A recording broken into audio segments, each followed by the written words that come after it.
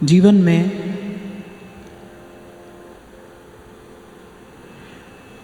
आने वाले सुख दुख के मूल में पुण्य है और पाप है।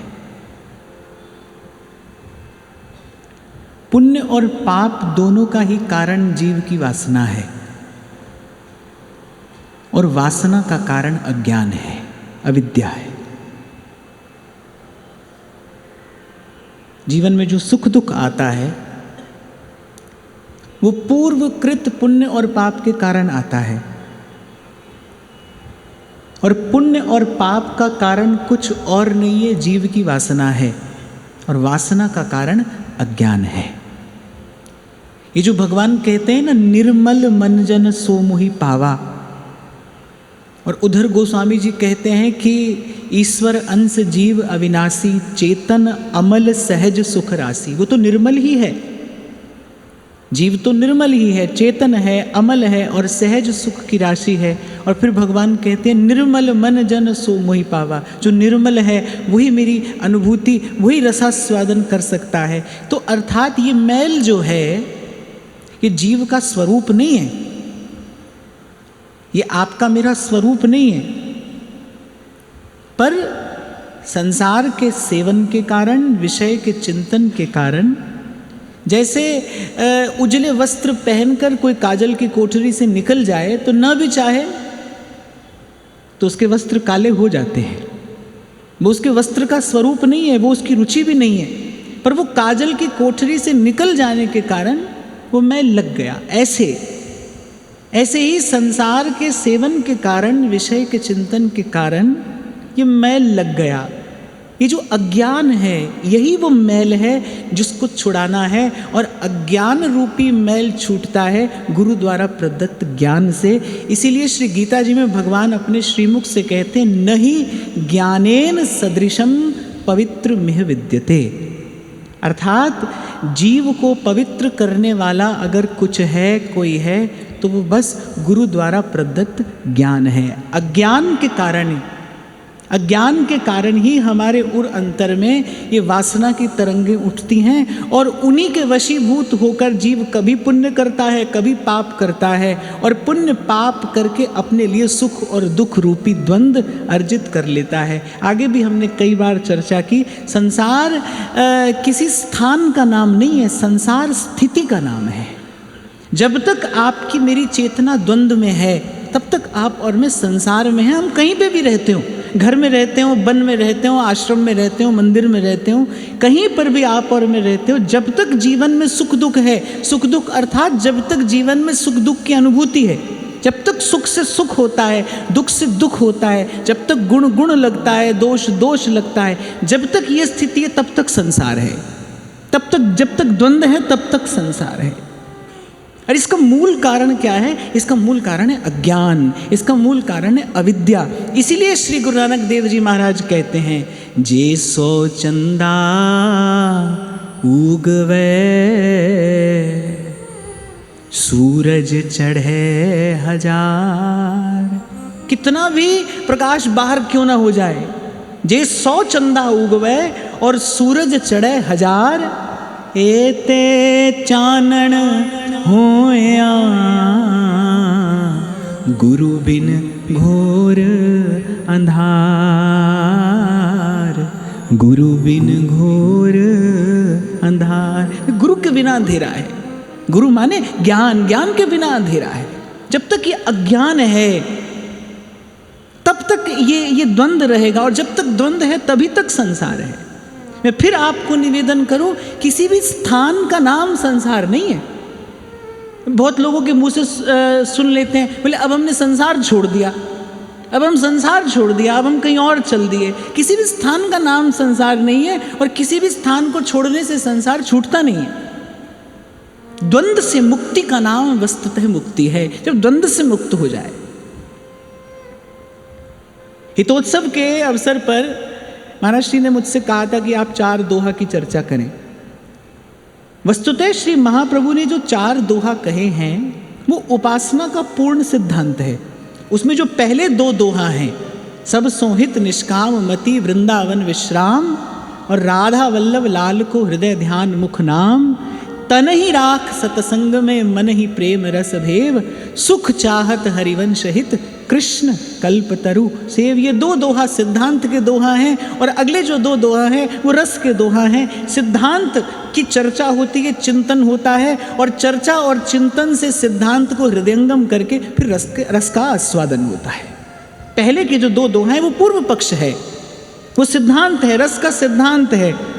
उसकी चर्चा, उसका चिंतन, उसका मनन, उसको हृदयंगम करना पड़ता है, और उस सिद्धांत को हृदयंगम करके फिर जो उत्तर पक्ष है उसको सिद्ध किया जाता है, उस रस का आस्वादन किया जाता है। तो मिटाना क्या है, हटाना क्या है, मैल क्या है, ये जो अज्ञान है इसी को छुड़ाना है, इसी से छूटना है, इसी से मुक्त होना है। इसी अज्ञान से मुक्ति का नाम ही संसार से मुक्ति है, इसी द्वंद्व से मुक्ति का नाम ही वस्तुतः संसार से मुक्ति है। और मैं जब जब गुरु शब्द का उच्चारण करता हूँ तो मेरे सामने कोई व्यक्ति नहीं आता, मेरे सामने वो कोई आकार नहीं आता। जैसे महाराज वाणी में कहते, कहे नानक गुरु बंधन काटे और बिछरत आन मिलाया। गुरु कहते ही कृपा की अनुभूति हो, गुरु कहते ही उस ज्ञान की, उस प्रकाश की, उस विमल प्रकाश की अनुभूति हो, जिसका आश्रय, जिसका अवलंब पाकर ये संसार का द्वंद्व छूट जाए। कब तक जन्म और कब तक मरण। आप देखो, जिसने ये रसास्वादन किया है ना, उसने थक कर किया है, पहले संसार से वो थका है। सूरदास कहते हैं, अब मैं नाचो थक्यो गोपाल, हे प्रभु अब मैं थक गया। काम क्रोध का पहर चोलना, कंठ विषय की माल। रैदास कहते हैं, बहुत जन्म बिछड़े थे माधो, अब थक गए, अब हमारी हरि तुम ही सो सुधरेगी, अब हमारी ओर देखिए, अब मेरी और कृपा दृष्टि से निहारिए, अब मैं इस आवागमन के द्वंद्व से मुक्त होना चाहता हूं।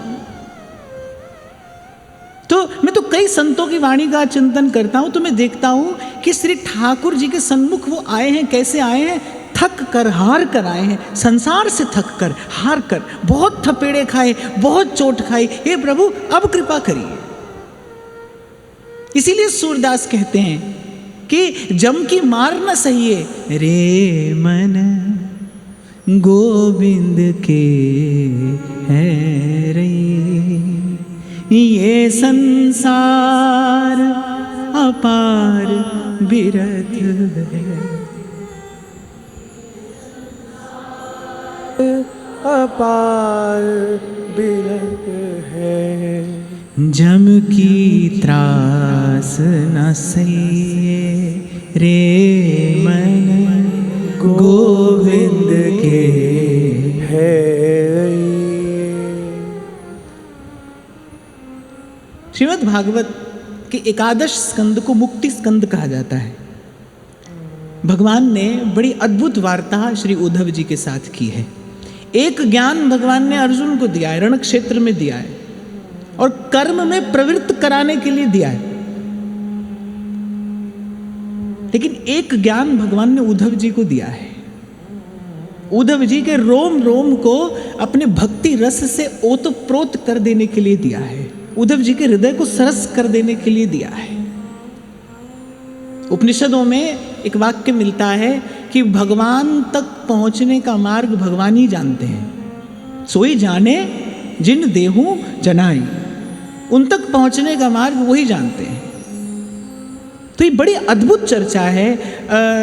जैसे नारद जी का भक्ति सूत्र है, शांडिल्य ऋषि का भक्ति सूत्र है, ऐसे मैं समझता हूँ ये स्वयं भगवान के श्रीमुख से प्रकट हुआ भक्ति सूत्र है। भगवान ने मार्ग बताया उद्धव जी को कि उद्धव मुझ तक जीव कैसे आ सकता है, कैसे मेरी प्राप्ति संभव है, कैसे इस गुण दोष से भरे संसार में रहकर, इस विषमता और विकृति से भरे संसार में रहकर, या फिर सीधे शब्दों में मैं कहूँ, भगवान ने वो युक्ति बताई है कि कोई काजल की कोठरी से उजला कैसे निकल जाए। जैसे कबीर कहते हैं ना, दास कबीर जतन से ओढ़ी, ज्यों की त्यों धर दीनी चदरिया। बड़ी झीनी सी चदरिया है, किसी कांटे से उलझ ना जाए, और साहिब के सन्मुख इसे पहन कर जाना है, इसे ओढ़ कर जाना है, इस पर कोई दाग ना लग जाए। न तो ये किसी कांटे से उलझे। अहमता का दाग और ममता का कांटा ये इस झीनी चदरिया को लगता है। आप और मैं गाते हैं ना, एक अहमता ममता यह जग में अति दुखदाई, इसी चक्की में जीव पिस रहा है। अहमता का कांटा और ममता का दाग ये मन की चदरिया को लगता है। और कबीर कहते हैं कि भाई मैंने जतन से उड़ी है। चदरिया झीनी रे झीनी चदरिया, राम नाम रस भीनी चदरिया, झीनी रे झीनी। दास कबीर जतन से ओढ़ी, दास कबीर जतन से ओढ़ी, जो की त्यों धर दीनी चदरिया, झीनी रे झीनी। मैं फिर कहूँ आपको स्मरण रहे, अहमता का कांटा और ममता का दाग ये इस मन की चदरिया को लगता है। इस संसार से जो भी होकर जाएगा उसे अहमता के कांटे से बचना है, क्योंकि कांटे में उलझ कर भी ये चदरिया फटती है और ममता का दाग भी इस चदरिया को लगता है। तो भगवान ने उद्धव जी को सरल शब्दों में कहूँ तो वो जतन बताया है, वो युक्ति बताई है। मैं कई बार आपसे कहता हूँ ना भाई, युक्ति से ही मुक्ति है।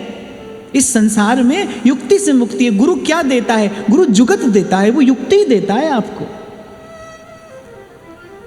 तो ये बड़ा मार्मिक प्रसंग भी है और इसके साथ ही मैं ये भी कहूंगा ये बड़ा गंभीर प्रसंग भी है। और साधक के लिए तो रसायन है, साधक के लिए तो अमृत जैसा है। एक साधक देह को, साधक के भजन भाव को हष्ट पुष्ट करने वाला है, तुष्ट संतुष्ट करने वाला ये प्रसंग है। बड़ी बड़ी मधुर, बड़ी मार्मिक और बड़ी गंभीर वार्ता भगवान ने की है। और क्योंकि जब भगवान इस धराधाम पर आते हैं तो सुलभ हो जाते हैं ना सबको।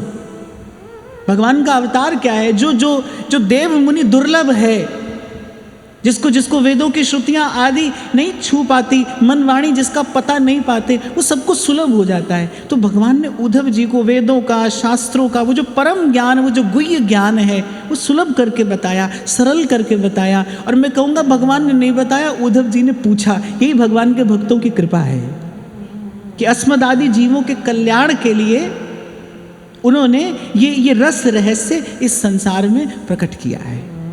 तो इस प्रसंग की भूमिका में मैं आपको निवेदन करूं कि भगवान का लीला कार्य पूर्ण हो गया है और भगवान अपने धाम को जा रहे हैं।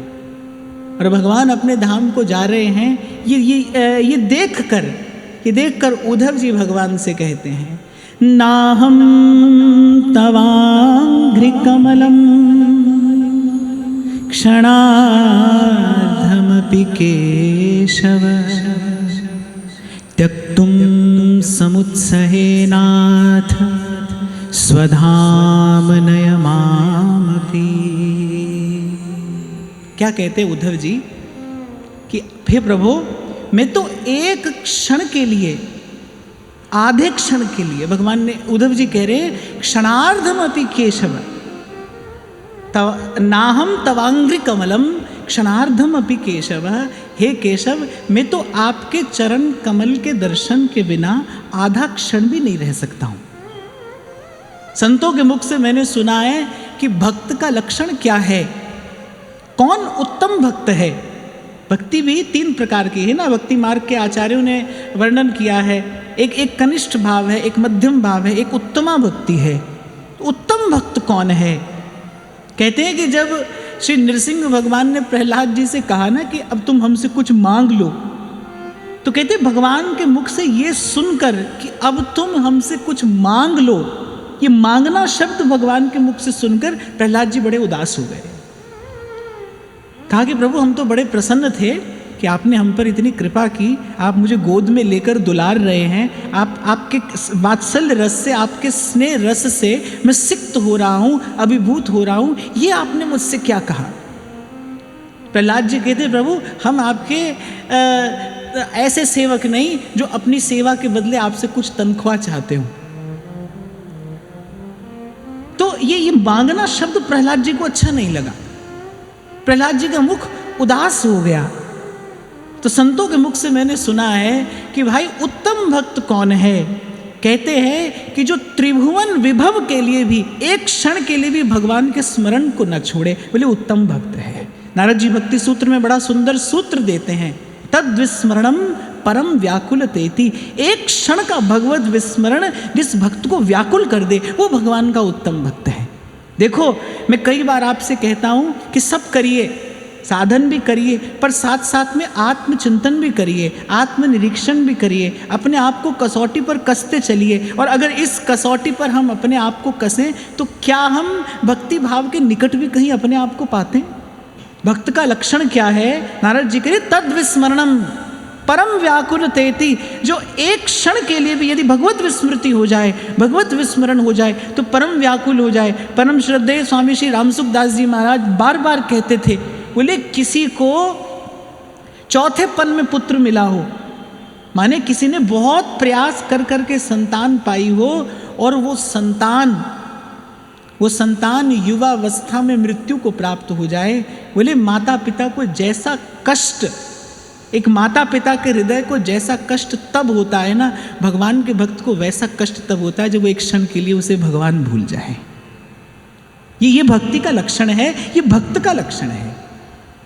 इसीलिए मैंने इसी श्रीमद् भागवत के इसी श्लोक से ये चर्चा आरंभ की। श्लोक मुझे बड़ा प्रिय है। उद्धव जी नेत्रों में जल भरकर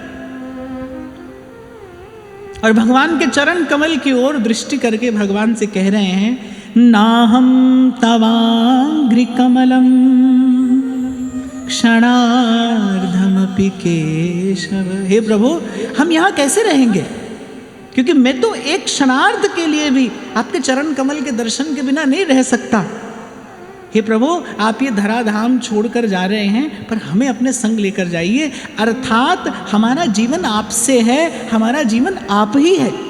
यहाँ उद्धव जी भक्त का प्रथम लक्षण प्रकट करते हैं कि किसी भी स्थिति में, पूर्व की चर्चा में भी आपको स्मरण हो तो मैंने आपसे कहा था भाई श्री ठाकुर जी से यही कहना है, प्रभु ऐसे भी रह लेंगे, वैसे भी रह लेंगे, इसके बिना भी रह लेंगे, उसके बिना भी रह लेंगे, पर आपके बिना नहीं रहेंगे, आपके बिना नहीं रहेंगे। मैं कहता हूँ कोई बहुत बड़ी बड़ी व्याख्याओं में उलझने की कोई आवश्यकता नहीं है। भक्ति का बड़ा ये सीधा स्वभाव है, भक्त जो भगवान के बिना नहीं रहे, उसे भगवान के बिना एक क्षण भी नहीं रहना। मैंने कहा ना, त्रिभुवन विभव के लिए भी जो भगवान के स्मरण को न छोड़े। जब महाराजा बलि का मनोरथ पूर्ण कर दिया भगवान ने, जब बलि ने अपना सर्वस्व दे दिया, और भगवान का तो ये वचन है कि ये यथा माम प्रपद्यन्ते तांस तथैव भजाम्यहम्, जो हमारा जैसा भजन करेगा हम उसका वैसा ही भजन करेंगे।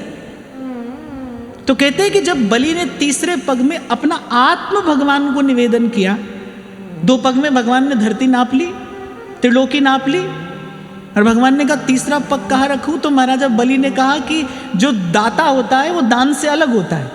2 पग में आपने दान लिया है, तो मैं अभी बचा हूं, मेरे मस्तक पर अपना चरण कमल पधराइए। तो बलि ने अपना आपा भगवान को दिया। अब भगवान ने कहा भाई तूने हमें अपना आपा दिया है, तो हम भी तुझे अपना आपा देंगे। भगवान ने कहा अब मैं तुझे कुछ देना चाहता हूं। क्या चाहता है? और कहते हैं महाराजा बलि ने बस एक बात कही, प्रभु आपका दर्शन होता रहे, मैं एक क्षण के लिए भी आपके दर्शन से वंचित न रहूं। हमारे एक बड़े अनुरागी संत थे, वो ये बात कहा करते थे, बड़े प्रेमी संत थे। वो कहते थे इस त्रिलोकी में अनेक प्रकार की संपदाएं हैं, वैभव हैं, विभूतियां हैं, रिद्धियां हैं, सिद्धियां हैं, पर कहते हैं सब लक्ष्मियों में जो श्रेष्ठ लक्ष्मी है ना, वो भगवान की श्रीअंग लक्ष्मी है, भगवान का दर्शन है, प्रभु की उस रूप सुधा का पान है। श्याम श्यामा सदा हमको प्यारे रहे, श्याम श्यामा सदा हमको प्यारे रहे। हम इन्हीं के रहे, ये हमारे रहे, हम इन्हीं के रहे, ये हमारे रहे। तो भाई बस इतनी सी बात हमको समझनी है, इतनी सी बात कोई जीवन में धारण करना है कि प्रभु हम यूं भी रहेंगे, यूं भी रहेंगे, आपके फूलों से भी प्यार है, आपके कांटों से भी प्यार है, किसी भी स्थिति में रहेंगे पर आपके बिना नहीं रहेंगे, आपके बिना नहीं रहेंगे। ये भक्ति के धर्म की आधारशिला है। ये इस भजन भाव की ये भूमिका है। इसलिए मैंने कहा कि जब संसार से थक जाएं आप, जब संसार से थक जाएं आप, और मैं पूर्व भी आपसे कहता आया हूं, आज फिर आपको दोहरा रहा हूं भाई, संसार की ठोकर से ही ठाकुर मिलता है, संसार की ठोकर ही प्रभु के सन्मुख करती है। क्यों? क्योंकि ये संसार का भी स्वभाव है और ये जीव का भी स्वभाव है। जब तक ये क्षण भंगुर सुख जीव को मिलता रहता है तब तक जीव इससे मुक्त नहीं होता। बड़ी कृपा करते हैं भगवान, बड़ा अनुग्रह करते हैं भगवान। इसीलिए भगवान ने अपने श्रीमुख से कहा है कि भाई मैं जिस पर कृपा करता हूँ मैं उसका सर्वस्व हर लेता हूँ, बंधु बांधवों से उसका वियोग करा देता हूँ। और भगवान ने तो यहाँ तक कहा कि संसार का कोई संकल्प मैं सफल नहीं होने देता, फिर अंत में उसे रीता करके, उसे रिक्त करके फिर अपने सच्चिदानंद से उसके रोम रोम को मैं भर देता हूं। पर हमारे जीवन की विडंबना क्या है, हमारा दुर्भाग्य क्या है कि हम अभी संसार से थके नहीं। मैं तो कल भी बैठा चिंतन कर रहा था कि भाई कितना ठाकुर जी की कृपा का अनुभव करते हैं। मैं अपनी बात कर रहा हूं, पग पग पे, पल पल में प्रभु की कृपा का अनुभव होता है, प्रभु के अनुग्रह का अनुभव होता है। पर देखो कैसा हमारा पाषाण से भी कठोर हमारा मन है, इतना अनुभव होने पर भी हमको ठाकुर जी में प्रेम नहीं होता, हमको प्रभु से अनुराग नहीं होता। अब ये अपना दुर्भाग्य है, अब भगवान की माया, ये बात तो प्रभु जाने, पर सत्य यही है। पग पग पे और पल पल में प्रभु की कृपा का अनुभव करने पर भी, दर्शन करने पर भी प्रभु से प्रेम नहीं होता। इसीलिए सत्य कहते हैं संत, सत्य कहते हैं शास्त्र कि भाई साधन साध्य नहीं है, ये तो जिस पर प्रभु कृपा कर दे। पलटू साहेब कहते हैं कि ना जानू के ही घड़ी साहेब ताके मोर, साहेब ताके मोर मेहर की नजर निहारे। आप देखो श्रीमद् सुधा निधि में श्री महाप्रभु जी ने कितनी बार श्री प्रिया जी से ये बात कही कि कृपा भरी दृष्टि से एक बार मेरी ओर देखिए, पिय रंग भरी कटाक्ष नेक चितवो वो माही, एक बार मेरी ओर देखिए। इसमें बड़ा गंभीर संदेश है। अर्थात हमारे हजार हजार लक्ष लक्ष साधन भी हमारे हृदय में वो प्रेम पिपासा नहीं जगा पाएंगे। ये केवल संत और भगवंत की कृपा से होगा, ये केवल संत और सत्संग की कृपा से होगा। तो उद्धव जी ने भगवान से कहा कि प्रभु मुझे छोड़कर मत जाइए, मैं एक क्षण के लिए भी आपके बिना नहीं रह सकता, मेरा जीवन आप ही हैं। भगवान ने कहा उद्धव तुम जैसा परम ज्ञानी, तुम जैसा परम धीर व्याकुल हो रहा है, क्या तुम्हें मेरी माया से भय लगता है? तो उद्धव जी ने कहा नहीं, आपकी माया से हमें कोई भय नहीं है। अब भगवान ने कहा कि भाई बड़ी बात उद्धव जी कह रहे हैं, हमारी माया से तो सबको भय लगता है और हमारी माया से भय लगना चाहिए। यही डरहि डरप हरिवंश हित जिनब ब्रह्म ही गुण सलिल पर।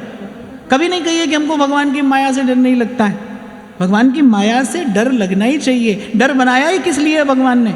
बहुत लोग कहते हैं बोले हम किसी से नहीं डरते, भगवान से डरते हैं। नहीं, भगवान से डरने की कोई आवश्यकता नहीं, भगवान से भयभीत होने की कोई आवश्यकता नहीं है।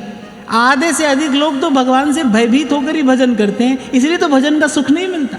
भगवान से भयभीत नहीं होइए, पर भगवान की माया से भयभीत रहना चाहिए।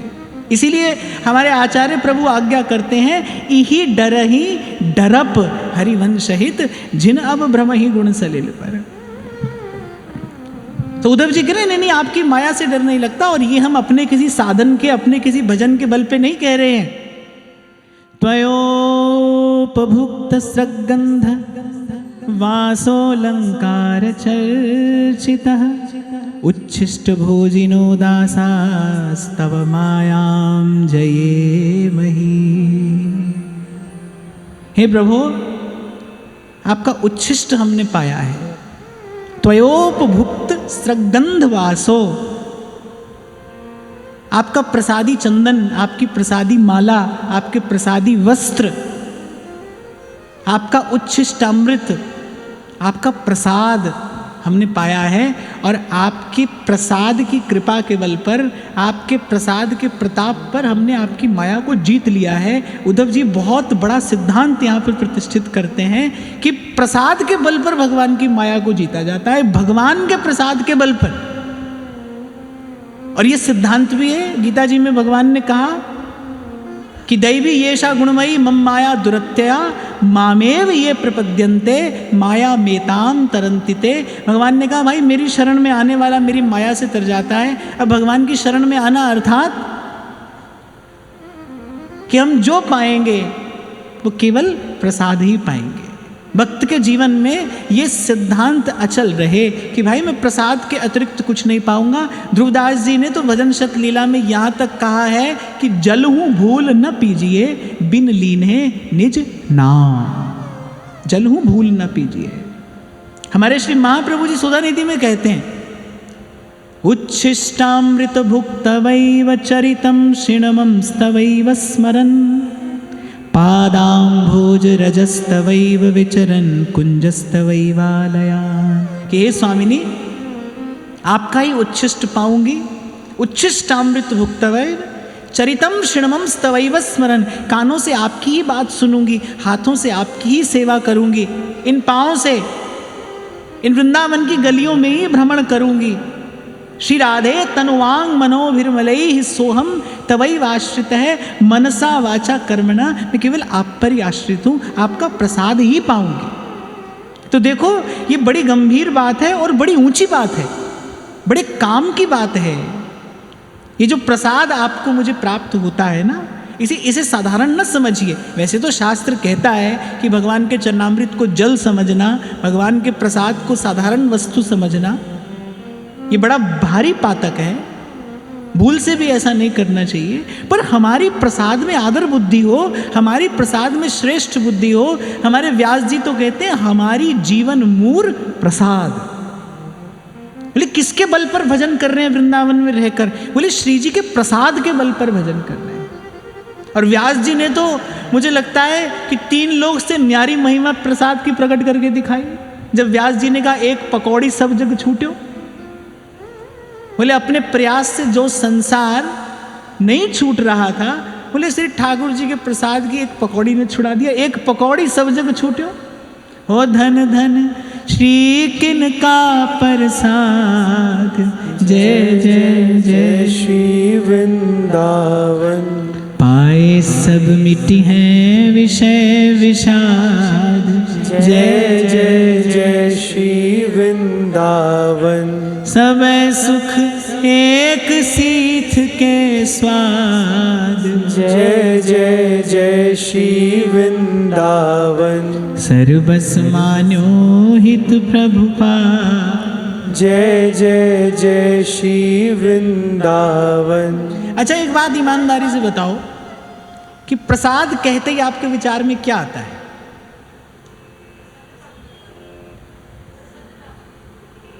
प्रसन्नता। ये तो बड़ी ऊंची बात बोल दी आपने।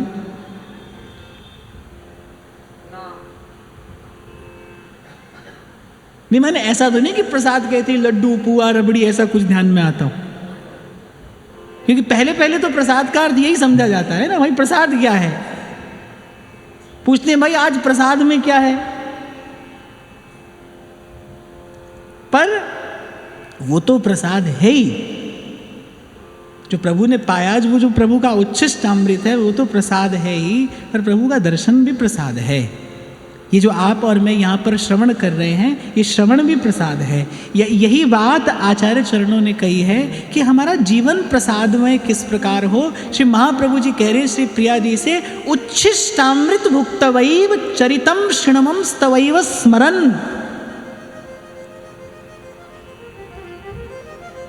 पादाम्भोज रजस्तवैव विचरन् कुंजस्तवैवालयान्, गायन दिव्य गुणस्तवैव रसदे पश्यम तवैवाकृतिम, श्री राधे तनुवांग मनोभिर्मलैः सोहम तवैवाश्रित।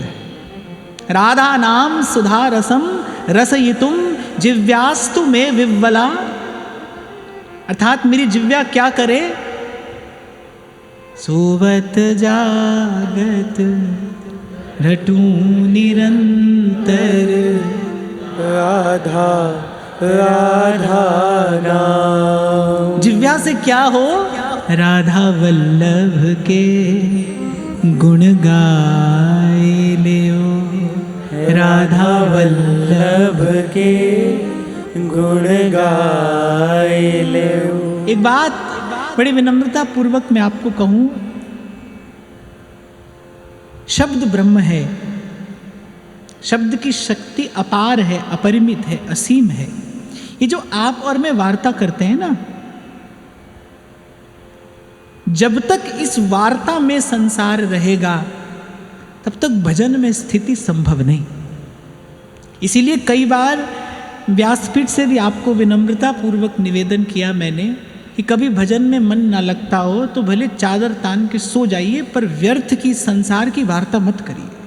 ये जो संसार भीतर घर करके बैठ गया है, संसार का विचार निकाले नहीं निकलता, भजन करने बैठते हैं तो भी संसार का विचार ही विक्षेप उत्पन्न करता है। अनेक अनेक प्रयास करने पर भी मन भजन परायण नहीं होता, भावमग्न नहीं होता। इसका कारण क्या है? क्योंकि कहने सुनने में संसार है, न कहना संसार न सुनना संसार। इसलिए मैंने कहा कि आग्रह हो कि प्रसाद ही पाएंगे, कानों को भी प्रसाद ही पवाएंगे, आंखों को भी प्रसाद ही पवाएंगे। ये जितनी भी हमारी कर्मेंद्रियां हैं, ज्ञानेंद्रियां हैं, इनसे केवल प्रसाद का ही ग्रहण करेंगे। देखो संसार को कैसे पाते हैं हम लोग, संसार का ग्रहण कैसे होता है? शब्द से, स्पर्श से, रूप से, रस से और गंध से। शब्द, स्पर्श, रूप, रस, गंध, इसी से संसार ग्रहण किया जाता है। तो शब्द से भी भगवद जस रस हो, स्पर्श से भी, रूप से भी, रस से भी और गंध से भी। प्रसाद की क्या महिमा है? श्रीमद् भागवत में एक संकेत मिलता है कि सनकादिक भगवान के ध्यान में मग्न बैठे हैं। वो किसी विलक्षण अद्भुत समाधि के सुख में मग्न हैं और कहते हैं एकाएक श्री ठाकुर जी के चरणों की तुलसी की गंध नासिका से उनके हृदय तक पहुंचती है और वो समाधि का सुख छूट जाता है कि ये प्रभु के चरणार विंद की ये दिव्य तुलसिका की गंध हमें प्रसाद स्वरूप प्राप्त हुई है। प्रसाद का सुख अद्भुत है। और देखिए उद्धव जी ने तो बहुत बड़ी बात कह दी कि आपके प्रसाद के बल पर हमने आपकी माया को जीत लिया है। ऐसा वाक्य आपको कहीं और पढ़ने को नहीं मिलेगा। समग्र भक्ति साहित्य में ऐसा वाक्य शायद आपको और पढ़ने को ना मिले कि भक्त भगवान से कह रहा है प्रभु आपकी माया से कोई डर नहीं है मुझे, आपकी माया से कोई भय नहीं है मुझे, आपके ही प्रसाद के बल पर आपकी माया को हमने जीत लिया है। जीत लेता है भक्त। तो हमारा जीवन प्रसाद में हो जाए। और प्रसाद कैसे कि केवल हमने मुख से ही प्रसाद नहीं पाना, आँख से प्रभु का दर्शन हो, कान से प्रभु की लीला कथा का श्रवण हो, जिव्या से प्रभु के जस रस का गान हो। राधा वल्लभ के गुण गाए लेओ, राधा वल्लभ के गुण गाए लेओ। तज असाधु संग गह साधुन संग, हरि सोहित उपजाए लेओ, हरि सोहित उपजाए लेओ, राधा वल्लभ के गुण गाए गयो। और अंत में व्यास जी क्या कहते हैं?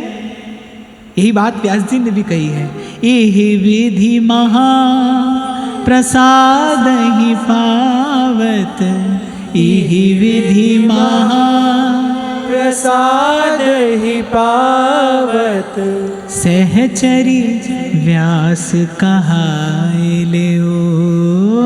सहचरी व्यास कहाए लियो। ये इतना आग्रह है जो रसिक जनों के मन में वृंदावन वास का है। क्यों? क्योंकि यहाँ पर जीवन सहज से प्रसादमय हो जाता है। आते जाते दर्शन है, आते जाते प्रसाद है।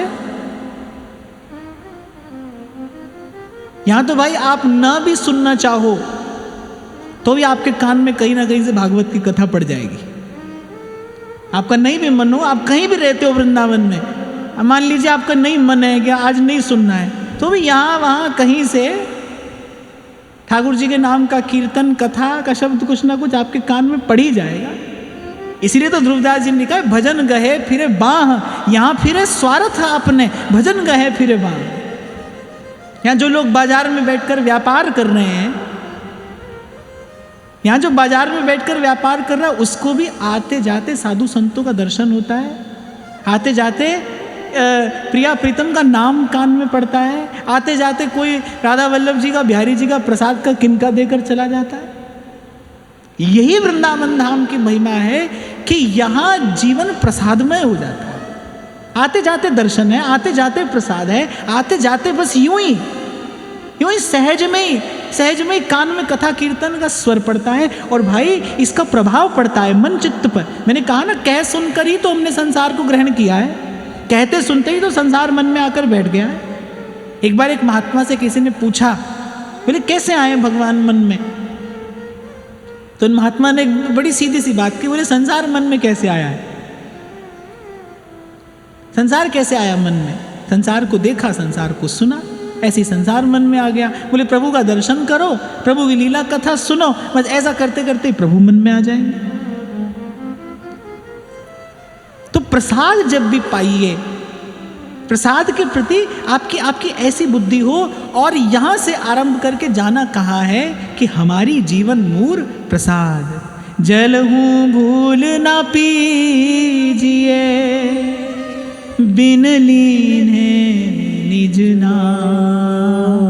और ध्रुवदास जी ने कहा ऐसी बने तो पावे विश्राम, जल हूँ भूल ना पीजिए। तो श्री उद्धव जी ने कहा नहीं प्रभु, आपकी माया से हमें कोई भय नहीं है।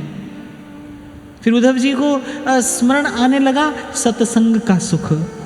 उद्धव जी कहने लगे प्रभु, जो आपकी लीला है, जो हमने अपनी आंखों से देखी है, वो जो आपकी वचनावली हमने अपने कानों से सुनी है, वो आपकी चंचल चितवन, माया को भी मोहित कर देने वाली आपकी मंद मधुर मुस्कान, मधुराधिपति आपका वो जो मधुर रूप रस हमने पिया है, उसका चिंतन करते रहेंगे, उसका स्मरण करते रहेंगे। अब भगवान ने देखा, थोड़ी देर पहले तो उद्धव जी ये कह रहे थे एक आधे क्षण के लिए भी आपके बिना नहीं रह सकता, मुझे यहाँ छोड़कर नहीं जाना, और अब बस 2 क्षण में उद्धव जी कह रहे हैं चलो आपकी लीला कथा कहते रहेंगे, सुनते रहेंगे। तो भगवान को लगा कि शायद उद्धव जी की इच्छा है कि अभी कुछ काल और यहीं पर रहें, और वस्तुतः ये उद्धव जी की इच्छा नहीं है, ये भगवान की इच्छा है, क्योंकि भगवान के रूप में तो केवल भगवान रहते हैं, पर भक्त के रूप में भक्त, भक्ति और भगवान की त्रिवेणी इस संसार में रहती है। भगवान की इच्छा होती है भक्त संसार में रहे, क्योंकि संत न होते जगत में, जल मरता संसार। मैं तो बार बार स्मरण करता हूँ, धन्यवाद करता हूँ कि ये जो आप और मैं बैठकर ये प्रभु की लीला कथा का, इस सत्संग का, इस चर्चा चिंतन का प्रसाद पाते हैं, सुख पाते हैं, इसका कारण ना तो आप हैं न मैं हूँ, इसका कारण तो संतों द्वारा किया गया भजन है। वो जो संत जीव के कल्याण के लिए भजन करते हैं ना, संत जो निष्काम मति से जीव मात्र के कल्याण के लिए भजन करते हैं, उनके भजन का संकल्प है जो आपको मुझे खींच कर लाकर यहाँ सत्संग में बैठा देता है। तो भगवान चाहते हैं कि उद्धव जी अभी संसार में रहें, और फिर शायद उद्धव जी भी ये जानते हैं जो सुख है सत्संग में, सो वैकुंठ न हो। मैं तो कई बार बड़ा आश्चर्य करता हूँ कि देखो देवादिदेव महादेव के जैसा कोई भजन करने वाला नहीं है। श्रीमद् भागवत तो कहती है वैष्णवा नाम यथा शंभु, वैष्णवों में अग्रगण्य अगर कोई हैं तो वो भगवान शिव हैं, वो महादेव हैं, और उनके जैसा कोई भजन करने वाला नहीं है। कितने कितने सहस्रों सहस्रों वर्ष बीत जाते हैं जब महादेव भजन रस में डूबे रहते हैं, और वो महादेव भी प्रभु से कहते क्या हैं, पद सरोज अनपायनी भक्ति सदा सत्संग। जैसे ही महादेव की आंख खुलती है तो महादेव चल देते हैं, या तो उनके पास कोई आ जाता है या स्वयं महादेव चल देते हैं, भाई किसी भक्त के पास जाकर बैठें और थोड़ी भगवान की बात हो जाए, तो कभी प्रभु की लीला कथा का रसपान कर ले। बार बार वर मांगी हूँ हर्ष देहूँ श्रीरंग, पद सरोज अनपायनी भक्ति सदा सत्संग। तो उद्धव जी ने सबसे पहली बात क्या सिखाई? देखो, प्रयास करना, ये 15 दिन का सत्र है, और मैंने कहा कि ये व्यास पूर्णिमा का अवसर है, गुरु पूर्णिमा का अवसर है, और ये बड़ी अद्भुत वार्ता है। भगवान ने भक्ति का इतना सरस और मधुर स्वरूप अपने श्रीमुख से उद्धव जी को बताया है कि ये अमृत ही है। तो प्रयास करना, बहुत ध्यान से चिंतन पूर्वक आप इसका श्रवण करना, मनन करना, और मैं तो कहता हूँ साथ साथ में स्मरण करके लिखते चलना। अब आज जाओगे तो आज की चर्चा का कुछ चिंतन करना कि आज क्या सुनकर आए, कुछ 2-4 बात अपने पास में सहेज कर रखना। पहली बात, जब उद्धव जी ने ये कहा कि आपके चरण कमल के बिना मैं एक क्षण भी नहीं रह सकता, तो पहला भाव हमारे जीवन में क्या हो, हमारा प्रयास क्या हो, हमें प्राप्त क्या करना है, यही भाव हमें प्राप्त करना है कि क्षण के लिए भी प्रभु आपके बिना नहीं रह सकते। आज हमारी स्थिति कैसी है, संसार के बिना नहीं रह सकते। कभी आंख को संसार चाहिए, कभी कान को संसार चाहिए, कभी कभी जिह्वा लपलपाती है संसार का विषय का रस चखने के लिए, कभी स्पर्श का सुख प्राप्त करने के लिए। जीव यही तो कर रहा है, अनादिकाल से वो यही तो कर रहा है। इंद्रियों द्वारा ग्रहण किए जाने वाला जो क्षण भंगुर विषय का सुख है, उसी को प्राप्त करने के लिए ही तो बार बार जन्मता है, बार बार मरता है। पुनरपि जन्मम पुनरपि मरणम। कभी आंख से संसार चाहिए, कभी कान से चाहिए, और भाई इसको पुरुषार्थ करके इस अभ्यास को हमें समाप्त करना होगा कि संसार वस्तुतः क्या है। देखो, जीव के स्वरूप में तो कहीं संसार नहीं है। जीव तो सच्चिदानंद है। भगवान कह रहे हैं मामैवांशो जीव लोके जीव भूतः सनातनः। ये तो अविचल सत्य है। जीव के स्वरूप में कहीं संसार नहीं है, अभ्यास हो गया है। आपको मुझे संसार का अभ्यास, आँख को अभ्यास है संसार का रूप देखने का।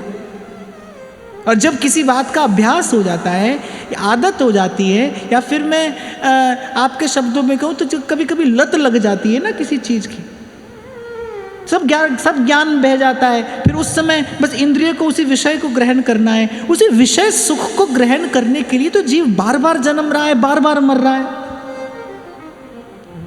और पूर्व भी मैंने आपको कहा था, भाई ये आपका कार्य आपको ही करना पड़ेगा, कोई करने नहीं आएगा। ये आपके लिए कोई करने नहीं आएगा, आपको ही करना है। और जो कार्य आपको ही करना है उसको कल पर क्यों टालना, उसको तो आज ही करना चाहिए, अभी करना चाहिए। प्रयास करिए, कान लीला कथा के श्रवण में लगे, आँख प्रभु के दर्शन में लगे, हाथ प्रभु की सेवा में लगे,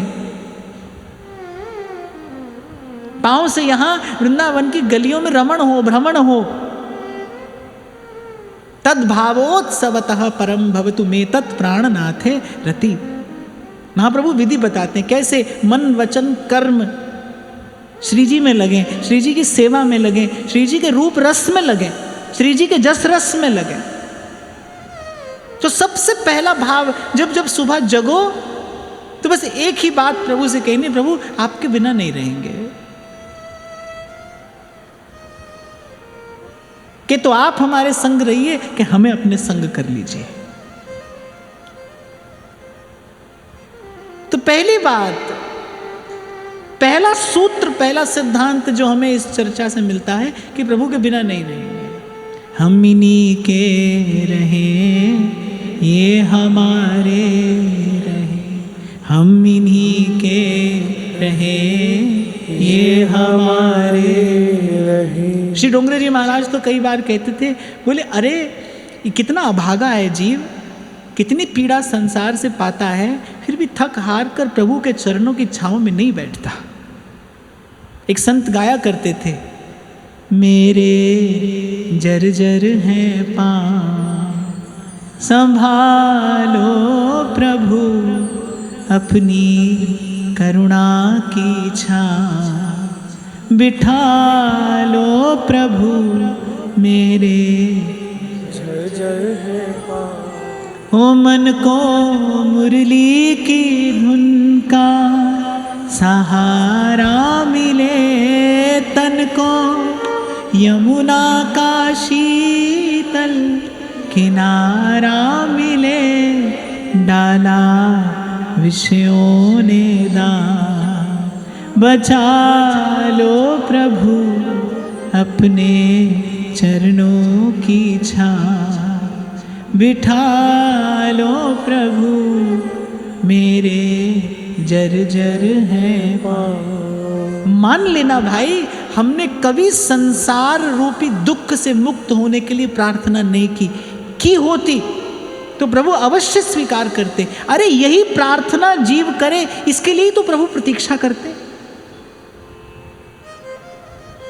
कि ये प्रार्थना जीव करे, ये भाव लेकर कभी जीव मेरे सन्मुख आए। अरे भगवान ने तो इतनी सुविधा दी है, इतनी कृपा की है।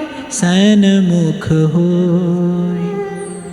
जीव मोहि जबहि, जन्म कोटि अघनासई। गजेंद्र मोक्ष में उस प्रसंग में जब ग्राह ने गज का पांव पकड़ा तो कहते हैं कि भगवान ने केवल गो सुना, गो सुनकर चल दिए और विंद तो भगवान ने गज के निकट ही आकर श्रवण किया। इसीलिए भक्त कहते हैं आधे नाम पे आते हैं प्रभु। केवल गो सुना भगवान ने और गो सुनते ही दौड़ पड़े, क्योंकि अब की बार उस गजेंद्र ने पुकारा क्यों था कि हे प्रभु इस संसार चक्र से मुझे मुक्त करिए, अपने चरणों की छाँव बिठा लो प्रभु मेरे। हे प्रभु मैं थक कर हार कर, समाप्ता मम युक्तयः, मेरी सारी युक्तियां समाप्त हो गई हैं, मेरी बुद्धि कुंठित है, मेरी युक्तियां समाप्त हो गई हैं। हे नरैना नरैना मोरा करिया न करिया, कहिया न कहिया, करिए क्षमा क्षमा।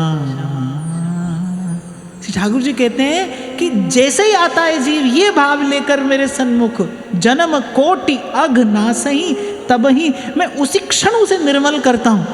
पर ये भाव लेकर जीव आता नहीं, मेरे सन्मुख होता नहीं, मेरे लिए मेरे सन्मुख नहीं होता, मेरे लिए मेरे सन्मुख नहीं होता। इसीलिए मैंने कहा भाई यही सबसे बड़ी पीड़ा है। अनंत काल से संसार की पीड़ा पाते हुए भी हम पीड़ित नहीं हैं। पीड़ित होते, पीड़ा हो तो कोई उससे मुक्त होने का प्रयास करता है ना। संसार की पीड़ा हो तो फिर संसार की पीड़ा से मुक्ति का प्रयास भी हो, पर अभी पीड़ा ही नहीं। बस यही भगवान की माया है, इसी ने जीव को बांधा है और इससे मुक्त होने का उपाय भगवान कहते हैं संतन के संग लाग रे। संत मोह निद्रा में सोए जीव को जगाता है, उसे सच्चे सुख से परिचित कराता है। इसी का विचार करके जो सुख है सत्संग में, सो वैकुंठ ना हो। देखो उद्धव जी ने विचार किया कि वैकुंठ में रहने पर भी, वैकुंठ में रहने पर भी जय विजय से भूल हो गई।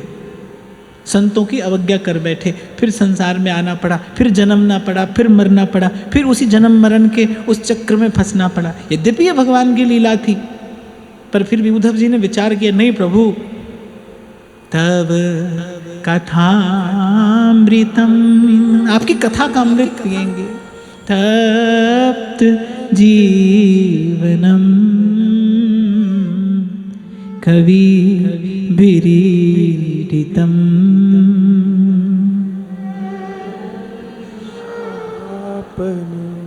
तो उद्धव जी ने कहा प्रभु छोड़कर नहीं जाइएगा। बस कहते कहते उद्धव जी कहने लगे, नहीं प्रभु, हम लोग तो आपकी लीला कथा का स्मरण करेंगे, कीर्तन करेंगे, जो आपने किया है उन मधुर मधुर लीलाओं का गान करेंगे, कराएंगे, आपके नाम का उच्च स्वर से गान करेंगे, आपके नाम की माधुरी का पान करेंगे, आपके नाम का अमृत पिएंगे, आपके रूप का अमृत पिएंगे, आपकी कथा का अमृत पिएंगे। गोविंद जय जय गोपाल जय जय, गोविंद जय जय गोपाल जय जय, गोविंद जय जय गोपाल जय जय, गोविंद जय जय गोपाल जय जय, श्री राधा रमण हरि गोविंद जय जय, श्री राधा रमण हरि गोविंद जय जय, श्री राधा रमण हरि गोविंद जय जय, श्री राधा रमण हरि गोविंद जय जय, गोविंद जय जय गोपाल जय जय, गोपाल जय जय, गोविंद जय जय गोपाल जय जय, गोविंद जय जय गोपाल जय जय, श्री राधा रमण हरि गोविंद जय जय, श्री राधा रमण हरि गोविंद जय जय। अच्छा देखो, कबीर जी ने ये नहीं कहा जो सत्संग में सुख है वो स्वर्ग में नहीं है या कहीं नहीं है, कह रहे सो वैकुंठ ना होए, अर्थात भगवान के पास भी नहीं। जो सत्संग का सुख है वो कह रहे भगवान के पास भी नहीं। कुम्मन दास जी ठाकुर जी को छोड़कर जाते हैं, किस लिए जाते हैं? बोले वहां पर आपके भाव में रंगे पगे आपके वैष्णवों का दर्शन होता है, उनका संग होता है, उनकी चरण धूल ही हमें मिलती है। तो ये जो सुख है ये केवल यही है। श्री राधा रमण हरि गोविंद जय, श्री राधा रमण हरि गोविंद जय जय, श्री राधा रमण हरि गोविंद जय जय, श्री राधा रमण हरि गोविंद जय जय, श्री राधा रमण हरि गोविंद जय जय, श्री राधा रमण हरि गोविंद जय जय, राधा रमण हरि गोविंद जय जय, श्री राधा रमण हरि गोविंद जय दोनों हाथ जय, उठाओ। गोविंद जय जय गोपाल जय जय, गोविंद जय जय गोपाल जय जय, गोविंद जय जय गोपाल जय जय, गोविंद जय जय गोपाल जय जय, श्री राधा रमण हरि गोविंद जय जय, श्री राधा रमण हरि गोविंद जय जय, श्री राधा रमण हरि गोविंद जय जय, श्री राधा रमण हरि गोविंद जय जय, गोविंद जय जय गोपाल जय जय, गोविंद जय जय गोपाल जय जय। देखो देखो, कान खोलकर सुन लो, ये रवि जातट, ये वृंदावन और ये सत्संग न पाओ।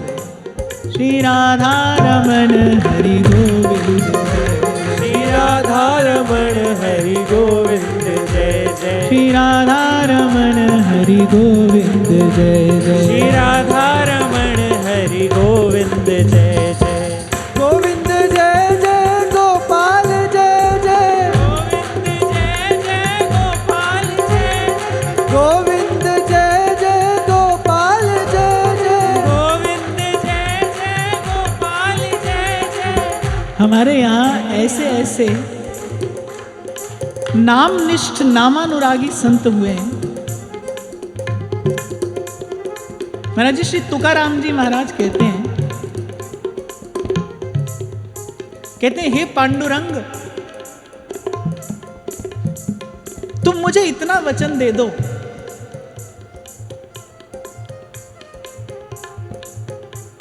तुम मुझे इतना वचन दे दो कि मेरी एक श्वास भी तुम्हारे नाम के बिना नहीं जाए।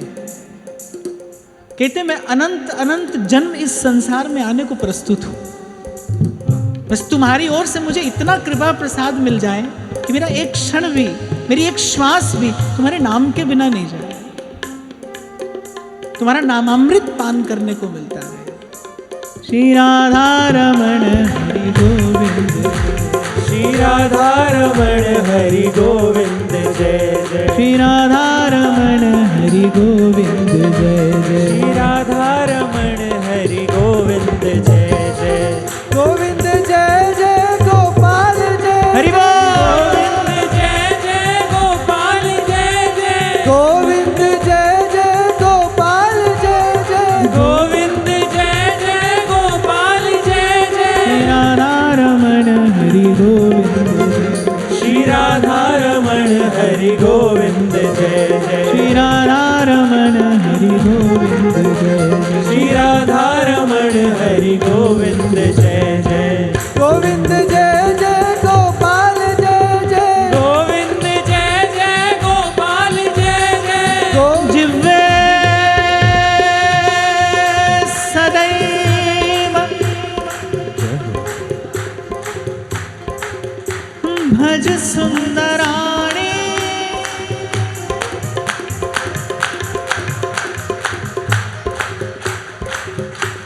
नामानि कृष्णस्य मनोहरा,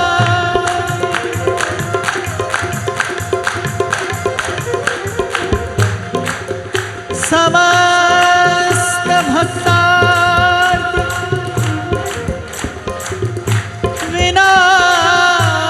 विनाशनानि,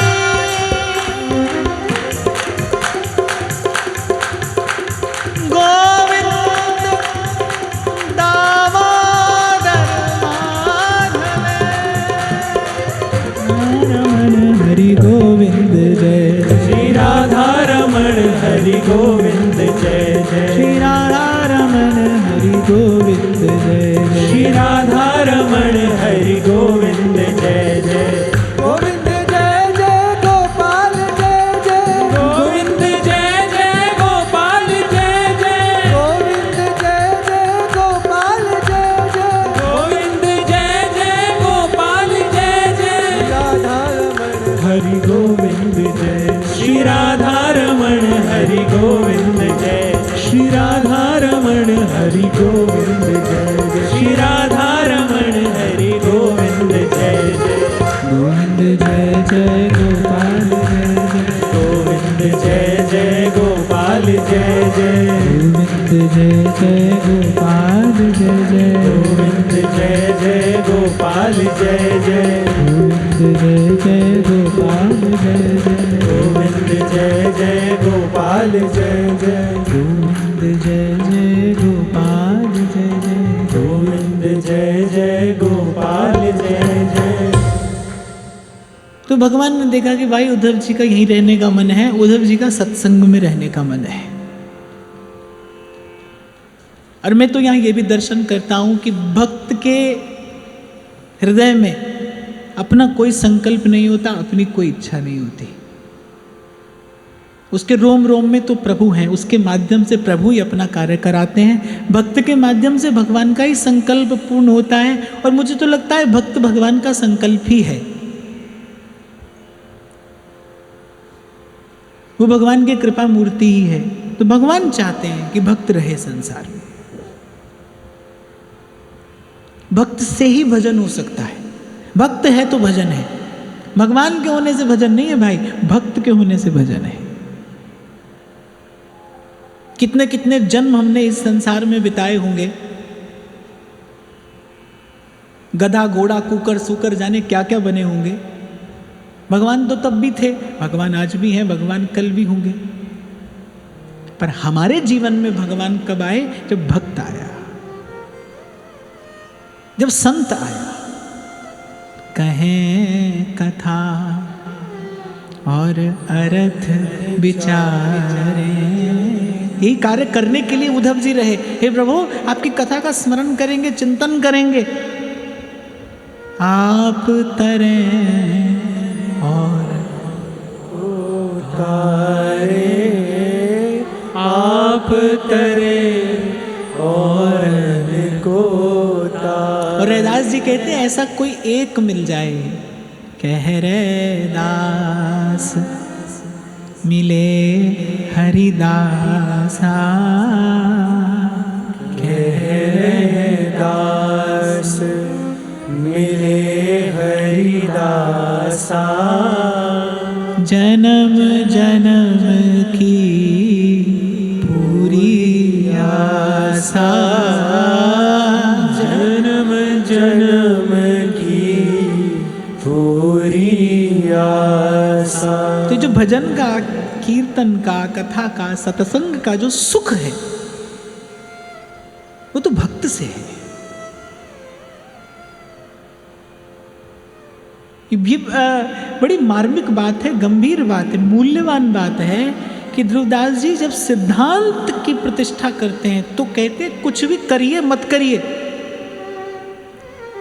पर रसिकन को संग करे निस्दिन, यहाँ में प्रमाद ना करें। बोले कह रहे यहाँ में इसमें भूल नहीं होनी चाहिए, यहाँ अपने मन को छूट नहीं देनी है, तनई राख सत्संग में। और मुझे ऐसा प्रतीत होता है कि ये जिस प्रसंग की आप और मैं चर्चा कर रहे हैं, भगवान ने उद्धव जी से जो कहा, हमारे आचार्य ने कृपा करके इसी सिद्धांत सार को दो दोहों में समेट कर दिया है। ये जो मैं कह रहा हूं आपसे, ये वस्तुतः महाप्रभु के दो दोहा की व्याख्या ही है। मैंने कहा ना, 4 दोहा में 2 पूर्व पक्ष है, 2 उत्तर पक्ष है, ये पूर्व पक्ष की व्याख्या ही है। ये जो चर्चा आप और मैं यहां पर करेंगे, ये श्री महाप्रभु जी के सिद्धांत की व्याख्या है। कृष्ण कल्प तरु सेव, सुख चाहत हरिवंश हित, कृष्ण कल्प तरु सेव।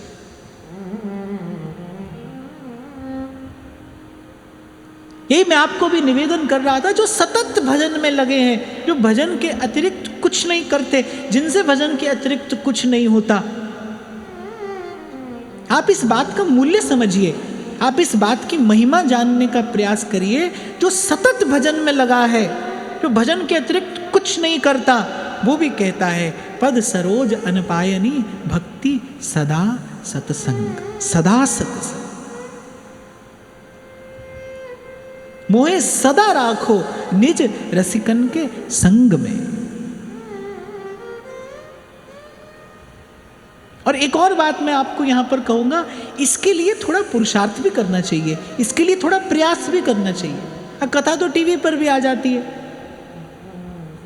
सत्संग तो आप वहां पर भी सुन लेते हो, पर मैं कहता हूं चलकर जाइए, चलकर जाइए, संत मिलन को जाइए, तज ममता अभिमान, किने एक एक पग आगे धरे और कोटिन यज्ञ समान। आपको स्मरण हो तो मैंने आपको कबीर जी की वाणी एक बार सुनाई थी। कबीर जी कहाँ से आरंभ करते हैं, दर्शन कीजिए साध का दिन में कई कई बार, कई बार नहीं कर सके तो एक बार, एक बार नहीं कर सके तो सप्ताह में, नहीं तो 1 मास में, नहीं तो 6 मास में, नहीं तो 1 बरस में तो भाई सत्संग में जाना ही चाहिए।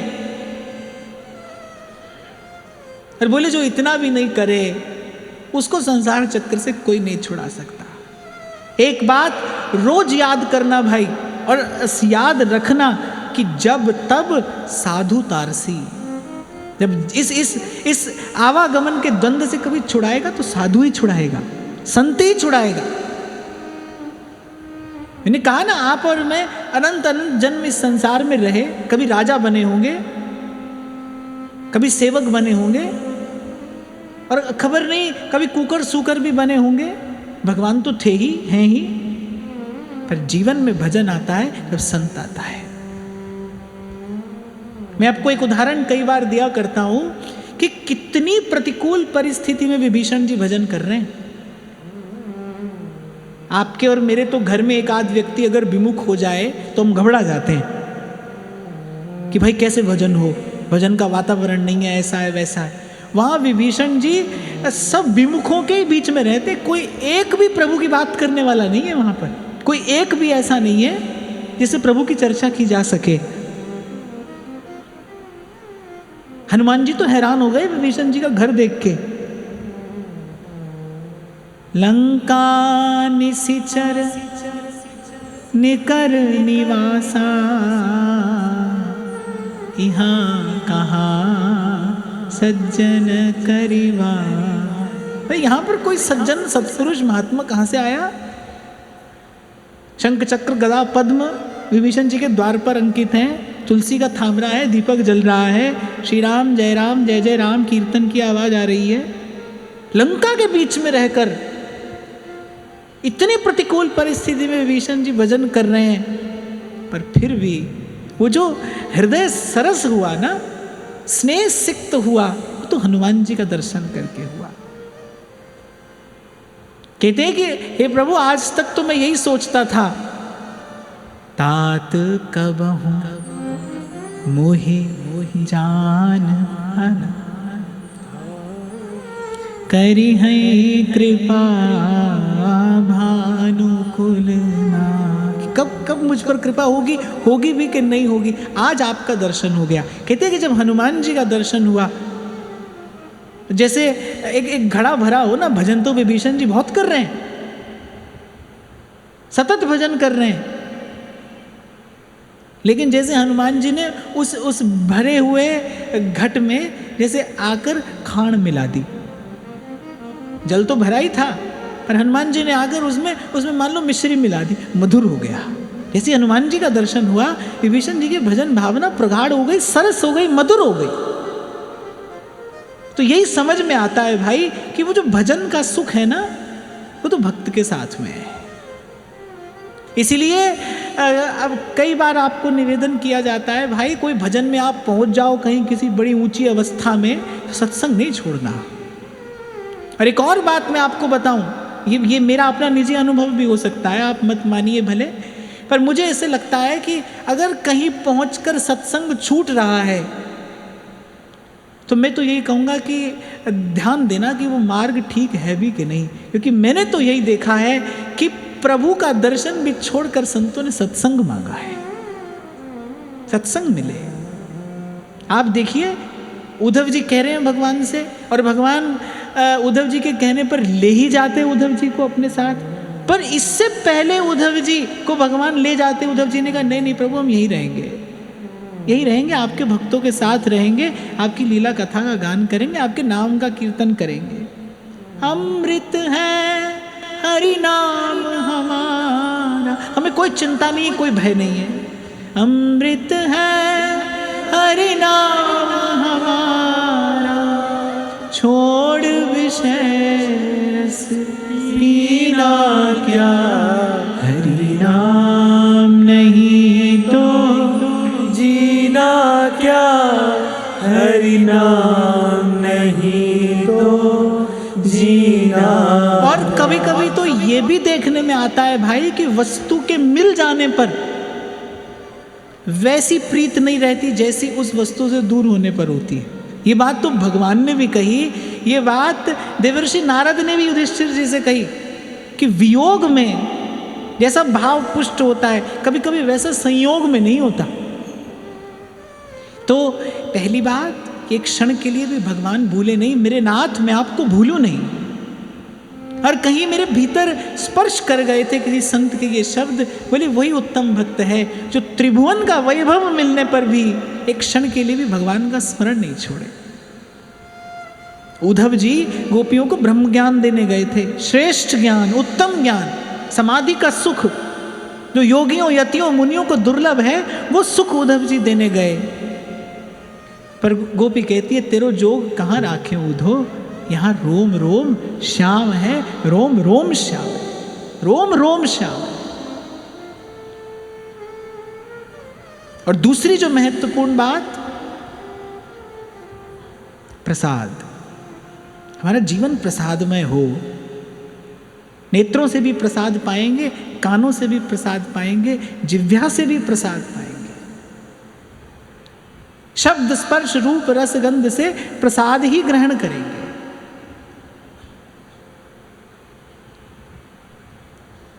और तीसरी बात, सत्संग, सतत सत्संग। ये एक क्षण के लिए भी ना छूटे। जब यहां पर बैठने का अवसर मिले तो यहां पर बैठकर करिए।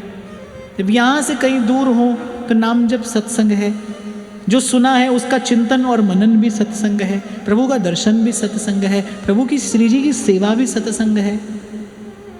और जो बात मैंने अभी आपको निवेदन की ना कि भाई प्रयास करके लगाए रखना, महाप्रभु ने इसीलिए कहा तन ही राख सत्संग में, माने अपने आप नहीं लगेगा, ये अपने आप नहीं लगेगा, थोड़ा पुरुषार्थ करना, थोड़ा प्रयास करना। संत मिलन को जाइए, तज ममता अभिमान, थोड़ी देर के लिए अहमता ममता, थोड़ी देर के लिए संसार का द्वंद्व एक और रख के जाना। कभी कभी इसी भूल भुलैया में और इसी बहलावे में ही जीव रहता है कि भाई कभी समय मिलेगा तो जाएंगे। न जाइए, प्रयास करके जाइए, पुरुषार्थ करके जाइए, छोड़कर जाइए थोड़ी देर के लिए संसार।